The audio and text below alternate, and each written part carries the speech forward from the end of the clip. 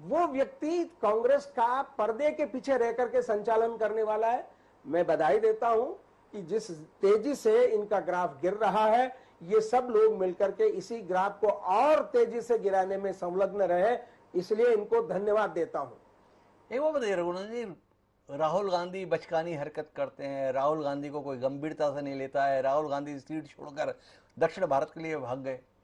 ऐसे व्यक्ति के करने पर इतनी ज्यादा निगाह भाजपा क्यों रखती है? यहां तक कि रघुनंदन जी जैसा सुशिक्षित व्यक्ति भी ये देखने में बड़ी दिलचस्पी कि वो गले किससे मिल रहे हैं, बात किससे कर रहे हैं, मिल किससे रहे हैं।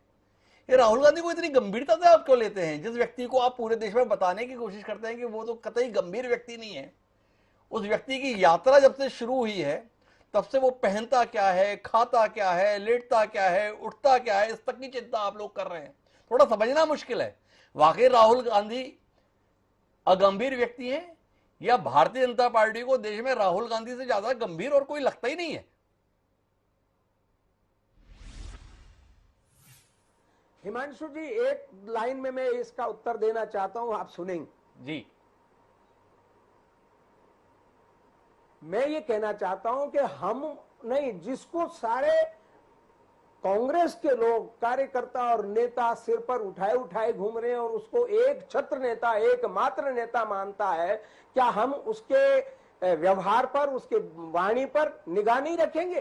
राजनीतिक दल है हम, जो कांग्रेस का एकमात्र नेता है उसके व्यवहार, वाणी और उसके कार्यों के बारे में जानकारी रखना प्रत्येक चेतन राजनैतिक व्यक्ति का कर्तव्य होता है। जिसमें चेतना है, जो जागृत है, वो व्यक्ति किसी बड़े राजनीतिक दल के व्यक्ति के बारे में जानना चाहता है, जानना चाहिए। और ये इसलिए है कि कांग्रेस के लोगों ने ही उसको एकमात्र बना करके रखा है। और वो जाएंगे, हट जाएंगे, पर्दे के पीछे चले जाएंगे तो बहन आ जाएगी, बहन रहेगा तो भाई आएगा, मां आएगी, कोई न कोई राजशाही और सामंतवाद का यह तंत्र कांग्रेस के कब्जे में है। कांग्रेस उस तंत्र के कब्जे में चली गई है, ये तो सोचना पड़ेगा, देखना पड़ेगा।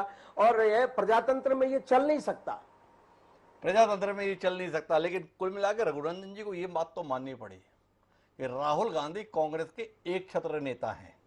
भारतीय जनता पार्टी की तमाम कोशिशों के बाद भी राहुल गांधी कांग्रेस के नेता बनने रहने से अपदस्थ नहीं हो सके। इस विफलता को रघुनंदन शर्मा जी यहाँ पे स्वीकार कर रहे हैं। लेकिन हम अपनी चर्चा को अध्यक्ष के संदर्भ में विस्तार देते हैं और टी.एस. सिंहदेव साहब से समझना ये चाहते हैं कि मल्लिकार्जुन जैसे खड़गे नेता को 80 साल की उम्र में चुनाव के माध्यम से अपनी मान्यता साबित करनी पड़ रही है, वाकई इसकी जरूरत थी?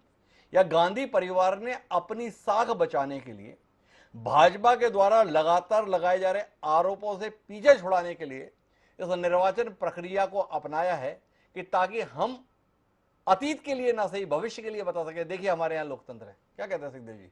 क्या गांधी परिवार की साख बचाने के लिए, बनाने के लिए इस निर्वाचन प्रक्रिया को अपनाया गया है? कुल मिला के गांधी परिवार की पसंद पर औपचारिक रूप से मोहर लगनी है, क्योंकि आज जिस तरीके से पदाधिकारी मौजूद थे वर्तमान खड़गे जी के नामांकन के लिए, साफ दिख रहा था चुनाव महज औपचारिकता। क्या कहते हैं सिंहदेव साहब?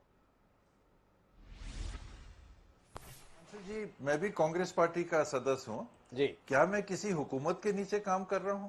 जी। क्या नेहरू गांधी परिवार मेरे ऊपर हुकूमत करके मेरे को कांग्रेस में जोड़ के रखे हैं? या मेरा भी और मेरे परिवार का 90 साल का जुड़ाव है इस पार्टी के साथ, और पार्टी के जो हमारे नेता रहे हैं, चाहे केंद्र में रहे हों चाहे राज्य में रहे हों, उनसे हमारा संबंध रहा है, आत्मीय संबंध रहा है और एक लक्ष्य को लेकर हम लोग काम करते रहे हैं। आज भी हमारा अगर संबंध है तो पुराना संबंध, आज का संबंध, कल होने वाला संबंध, 1 to 1 हमारा संबंध, इन संबंधों के आधार पे हम जुड़े हुए हैं। एक विचारधारा है, एक सोच है, उसके आधार पे जुड़े हुए हैं। ये हास्यास्पद है कि राष्ट्रीय चैनलों में भी आके